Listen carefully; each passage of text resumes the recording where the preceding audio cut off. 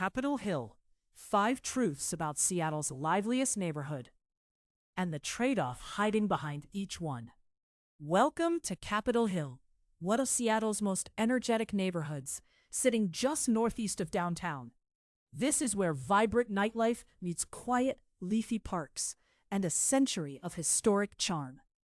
Walk the Broadway and Pike Pine corridors, and you'll find galleries, theaters, coffee shops, and a light rail station that drops you downtown in minutes. Grand old apartment houses share the same blocks as sleek new towers. It's a place where creativity genuinely thrives, but all that energy and convenience comes at a price. So over the next few minutes, we'll count down 5 truths about life on Capitol Hill and the honest trade-off hiding behind each one. Let's get into it. Number 5. Location. Capitol Hill sits right in the heart of Seattle, bordered by Volunteer Park to the north and the Interstate 5 corridor to the west. That puts you within walking distance of downtown, the tech and office jobs there, and the major hospitals just south on First Hill. For a lot of people, this is the dream. You can leave the car at home and reach work, dinner, and a park on foot. But here's the trade-off. All that location comes packed into a dense, multifamily neighborhood. Most of what you'll find is apartments, condos, and townhomes, rather than detached single-family houses. So when you buy or rent here, you're mostly paying for the address and the convenience, not for square footage. Space is the thing you trade away to live in the middle of everything. Number 4. The culture. Capitol Hill is one of Seattle's true arts and entertainment hubs. The Pike Pine corridor is packed with theaters, galleries, bars, and live music venues like Numos, and the neighborhood is dotted with landmarks. The Jimi Hendrix statue, the Seattle Asian Art Museum, and the Volunteer Park Conservatory. Every summer, the Capitol Hill Block Party turns the streets into a music festival, and quirky touches like the Mystery Soda Machine keep things interesting. If you love being where things happen, you'll never run out of options. But that brings the trade-off.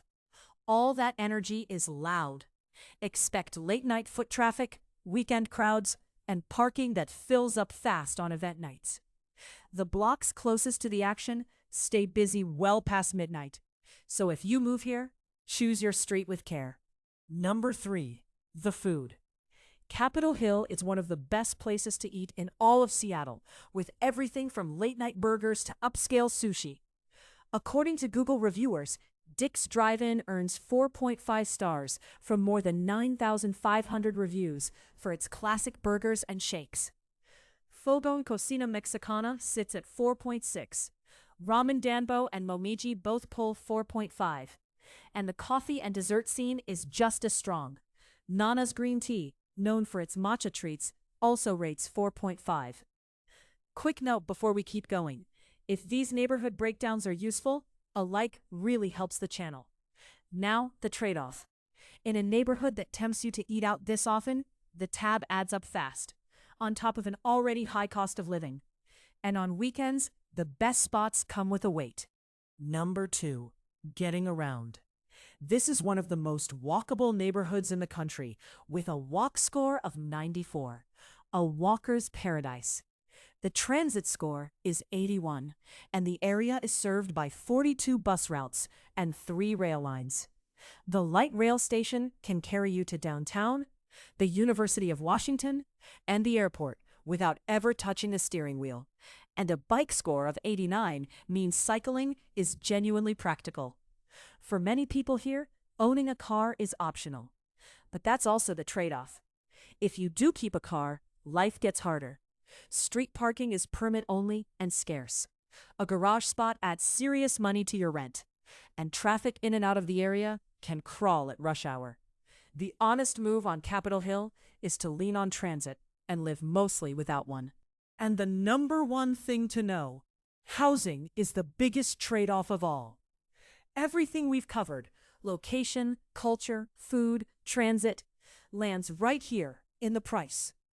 A typical home on Capitol Hill ran about $530,000 in 2018, climbed to roughly 670,000 by 2022, and today in 2026 sits near 750,000.